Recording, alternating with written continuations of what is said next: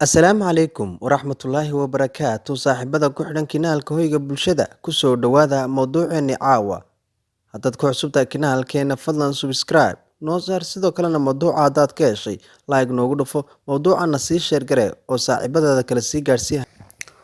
waa run in duuliyanimadu ay khatar badan tahay laakiin ma isweydiisay mushaharka duuliyaha caawa waxaan idinla wadaagayaa xog ku saabsan shirkadda duulimaadyada habka ay u shaqeeyaan iyo sidoo kale shaqaalayaasha lacagta ay qaataan waa xirfad aan odhan karo lacag fiican ayaa lagu qaataa balse u baahan taxaddar dheeliya kusoo dhowow mawduuceen oo dhammaystiran oo ka hadli doona shirkadda iyo duulimaadyada sida ay u shaqeeyaan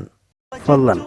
haddii aad channelkeena hore aadan ugu jirin fadlan subscribe noo saar kuna soo biir kana mid noqo asxaabta ku xidhan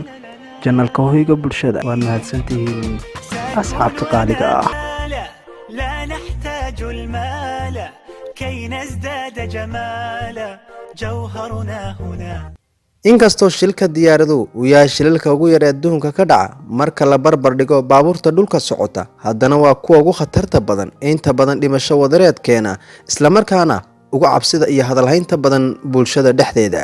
haddaba duuliyanimada oo lagu barto duruus iyo tababaro loo qaato 1500 oo saacadood ayaa markasta oo shil diyaareed ka dhaco adduunka waxaa la dareemaa sida ay xasaasiga u tahay xirfadda duuliyanimadu iyo inay shaqo aan qalad yar u dulqaadan karin waxa kale oo la isweydiiyaa inta uu leeyahay mushaharka iyo faa'iidooyinka maaliyadeed oo duuliyuhu ka helo shaqadan khatarta badan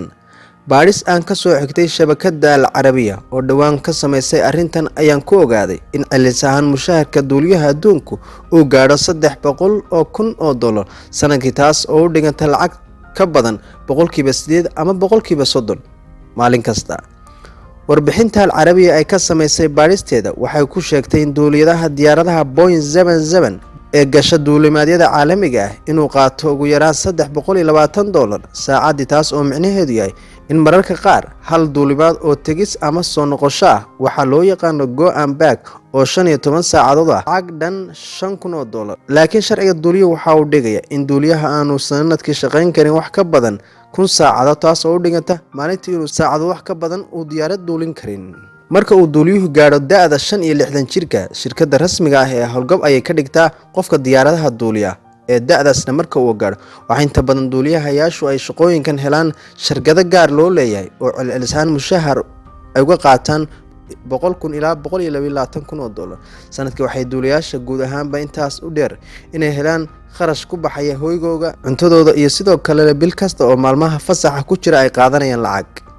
laakiin arrinta xiisaha leh waxay tahay qofka ka shaqeeya qolka isgaarsiinta hagista diyaaradaha inuu ka mushahar badan yahay duuliyaha maadaama uu shaqadan ay xasaasiyaduna tahay ammaanka iyo badqabka diyaaraduna ay ku xidhan tahay arrintiisa waxa uu qofkani sanadkii qaataa mushahar gaadhaya $125,000 dhiganta ilaa $60 oo saacad kasta inkastoo garoomada diyaaraduhu ay u kala mushahar badan yihiin sida dhaqdhaqaaqooda u kala yahay